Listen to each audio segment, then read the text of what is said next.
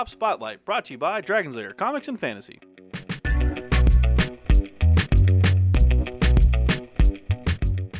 Hey everyone, I'm AdamHarry from Bell Lost Souls with Drake from Dragon's Lair Comics and Fantasy. And we're back with another Tabletop Spotlight. Drake, you got Codex Deathwatch today, huh? Yep. Pretty excited about that. Everybody has Codex Deathwatch. But yes, we have it too. It's here with us. It's out. Yes. Pretty excited about this one. Obviously, this is the new Codex for Deathwatch. Mm-hmm.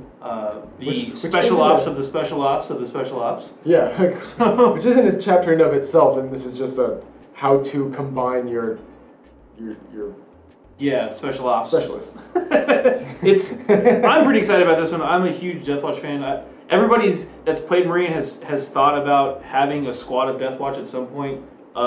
Most people use them as Stern Guard vets at random points in their 40K career. This is the first time in a long time you've actually been able to field a full Codex Deathwatch army. So let's quit stalling and take a look inside Codex Deathwatch.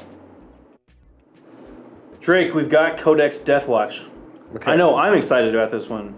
How are you feeling about this one? I am excited to glean my enemy's secrets. Ah, Drake is a chaos player, folks. That's why. Deathwatch typically doesn't fight chaos. No. I mean, they can, obviously. Sure, but we're no Xenos. Exactly. They're preoccupied with your... Yes, with killing all them aliens. The dirty blue communists and... Yep. That's the Tau. Right. So, Slayers of the Alien Horde, that's what the Deathwatch do. And when it comes to killing alien hordes, they are, they're pretty good at it. Pretty good. We're going to go through the book really quick. I don't want to show everything off in the book for obvious reasons, but... these Tyranids are screwed. Yeah. As a Tyranid player, they are dead. The Tyranids are dead in this picture. It might look like they have them surrounded. That's exactly where these Deathwatch guys want to be. Back to back. Back to back, surrounded by Tyranids or Orcs, because they're going to kill everybody. You're probably like, why would they kill everybody, Adam? Because that's what the Deathwatch do. They have a lot of really cool art. Everybody else. Yep. Wait, that wasn't Deathwatch. That was just Ultramarine. That's just a regular Ultramarine, but he's joining. It's a Brotherhood of Heroes. That's what they're talking about here. Oh, he ends up joining. Yes. There's actually a bunch of stories. Euro of Interest. After the ordeal. Probably joins Deathwatch in one of his stories. This guy's all sticky. Yep, he's dead. Tools of the Alien Hunter. One of the cool things about Deathwatch, if you don't know, is that they have access to all of the fancy gear. So here we have the different rounds. And it's cool because this artwork has been updated several times now. This is just the latest incarnation. But you've got the Hellfire round, which is full of a mutagenic acid. This is my favorite fluff on here. It's like, oh, what do they look like? That's cool. Yep.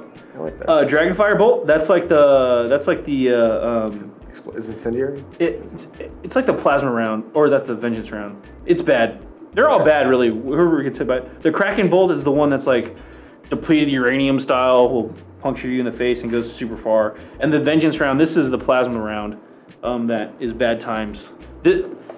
All of these are bad times. What am I saying? Well, sure, varying flavors of bad times. How would you like to die when you get hit by a 40mm grenade?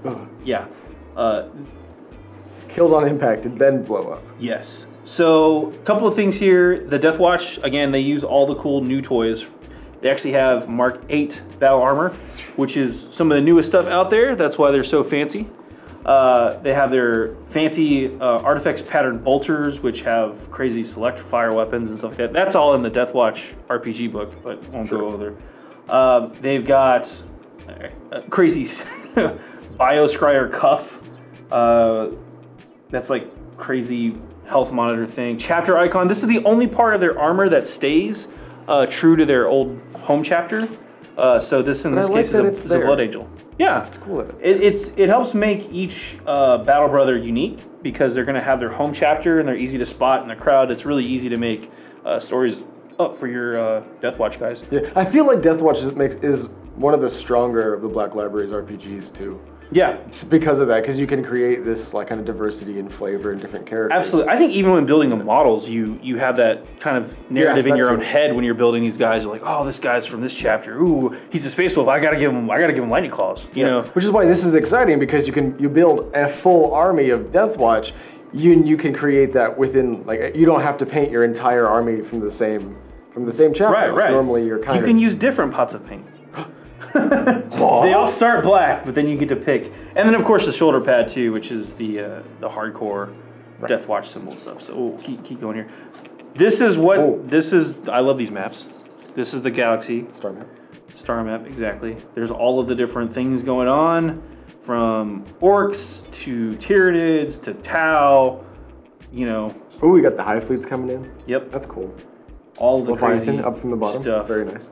Oh, you can even have Eldar sightings all over here, too. Sightings. Ooh. Yeah. Necron Tomb World. They're designed to kill Xenos. That's what they do. They can also take out other Marines if they need be, but all the cool heraldry and stuff like that.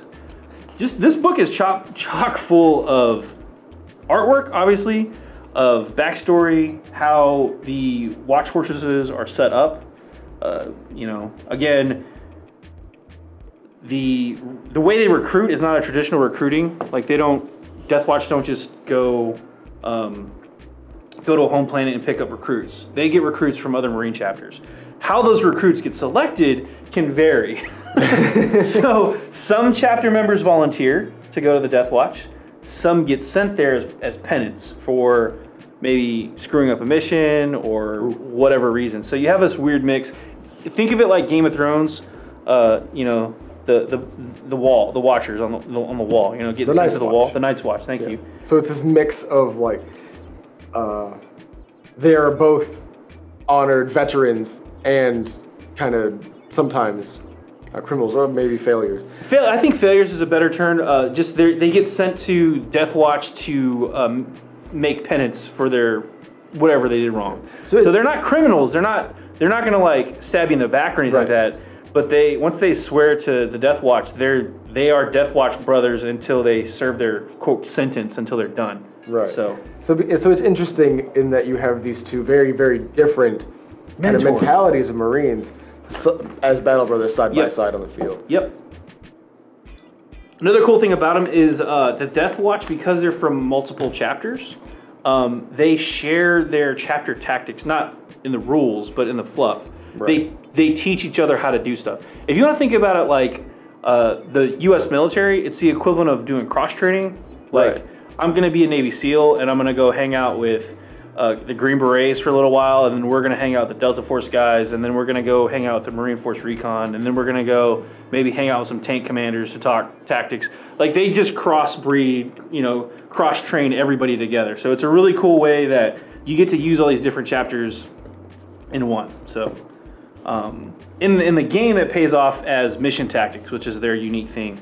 But this is one of the this is the Kill Team Cassius from Overwatch, which we saw earlier this year, which is pretty, or I guess last year. Deathwatch. Overkill. Deathwatch Overkill. Yeah, the not Overwatch. Overwatch. Get them all mixed up. Yes. What are you doing after the video? Not playing Deathwatch, Overwatch, Kill. I don't know. Death Kill. Death Kill Overwatch. Yeah. No. This is from Deathwatch. Yes. Overkill, the game, the other previous board game. Yeah. Which that's Team Cassius. Team Cassius, yes, thank you.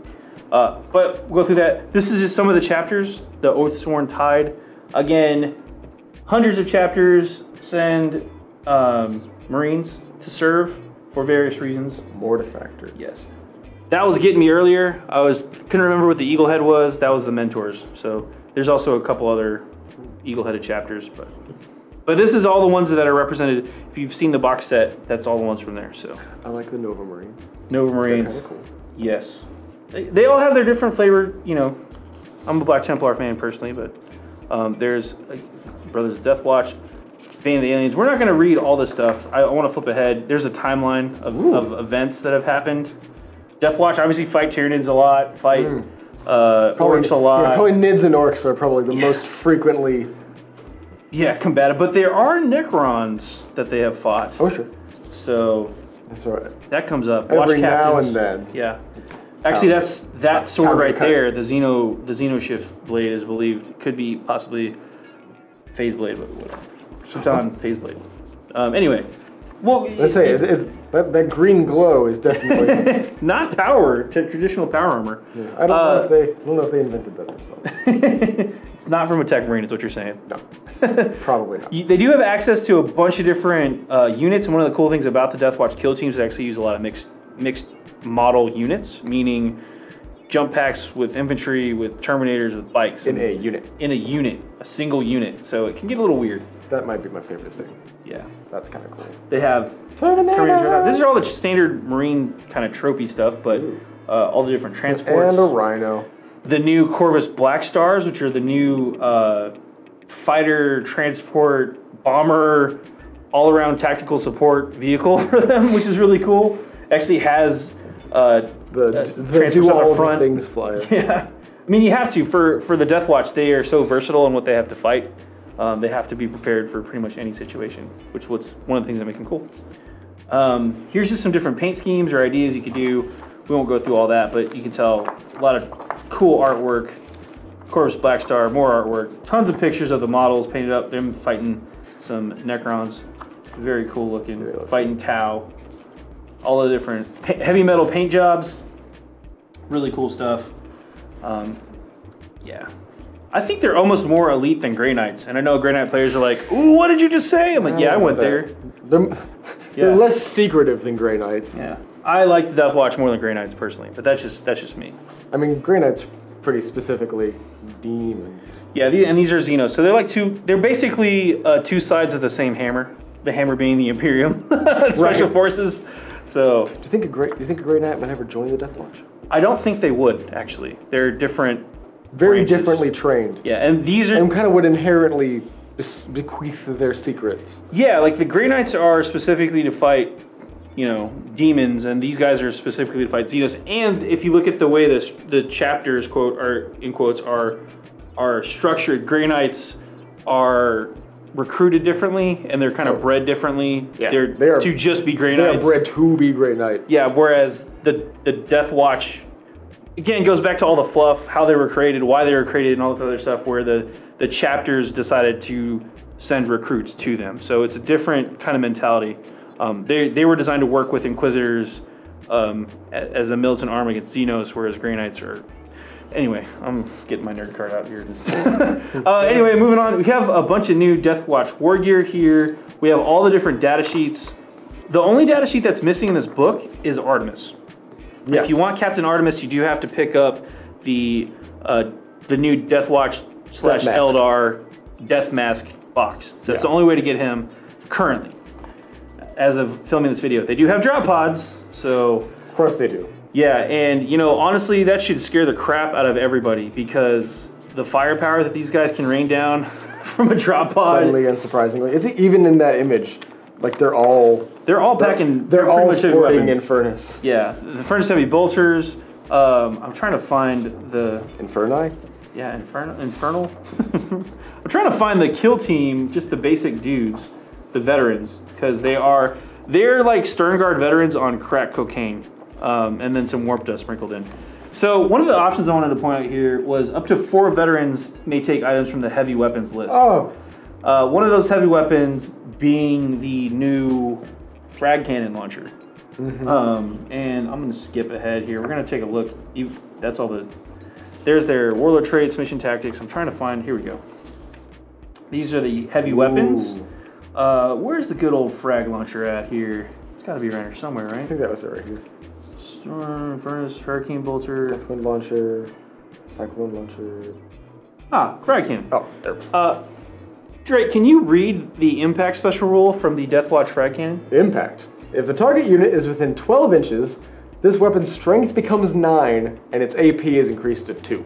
That's right. So, not only this is frag cannon, you can take 4 of them in a unit in a drop pod. Not only does it come down as a template, it's strength 6, assault 2, rending, which is the regular frag round. You can fire a solid shell, which is up to 24 inches, which is strength 7, AP 3, which is also assault 2, but has impact, which is... if they're 12 inches... You're firing las cannons. At normal rapid fire range. Yeah, with a heavy weapon, and... Oh, no, I'm sorry, it's assault. These are all assault. It's assault 2. It's assault 2. So you can move and fire these. Yeah, have fun. Not to mention all of the crazy special issue ammunition that the other members of the squad will have when it comes to Dragonfire bolts, which is the... ignores cover round, the Hellfire round, which is poison on a 2+, the Kraken bolt, which is an extra range so they can shoot even further, and a lower AP, and the Vengeance round, which is basically plasma for bolters.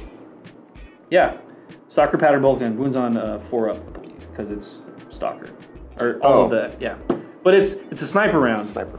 So anyway, that's just some of the fun, Drake. Some of the fun. Oh God. The new Thunderhammer, heavy Thunderhammer, because the other ones weren't heavy enough. Strength 10, AP 2, so it's not double your strength. It's just straight up 10. Strength 10. So fun times. The wound is a 6. It gains instant death. Yeah. If it didn't, pulverized. If strength 10 didn't give it already. Yeah. If it didn't double tough you out anyway. If you're hitting a bloodthirster. Yeah. Basically. So yeah, that's the Deathwatch Codex.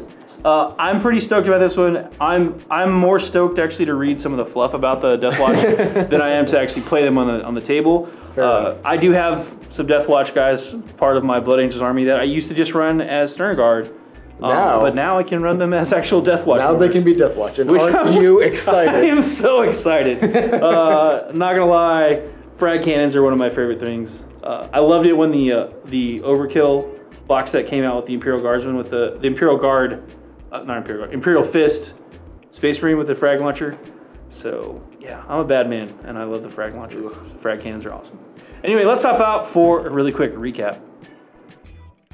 Well, that was Codex Deathwatch. Drake, it's crazy stuff in there, man. What'd you think? I mean, it's definitely what we were expecting, right? Yeah. Like it's your data sheets. It's everything you needed, yeah. Yeah. Data sheets, detachments, formations. Yeah. Just piled in there. I mean, these are the Xenos killers of the Marines, of the Imperium. There's not a threat out there they're not equipped to deal with, as you saw, just all the crazy stuff. But as a Chaos player. Yeah, you should be worried. Yeah, yeah, you should be worried. The Deathwatch Codex out right now. What is the price point on the Codex? 50. 50 bucks. Obviously from Games Workshop for Warhammer 40K. So it's in stores. Go check it out. Yeah. I'm AdamHarry from Bell Souls. I'm Drake with Dragons Are Comics and Fantasy. Thanks again for watching. Have a good one. Tabletop Spotlight brought to you by Dragon's Lair Comics and Fantasy. Thanks for watching.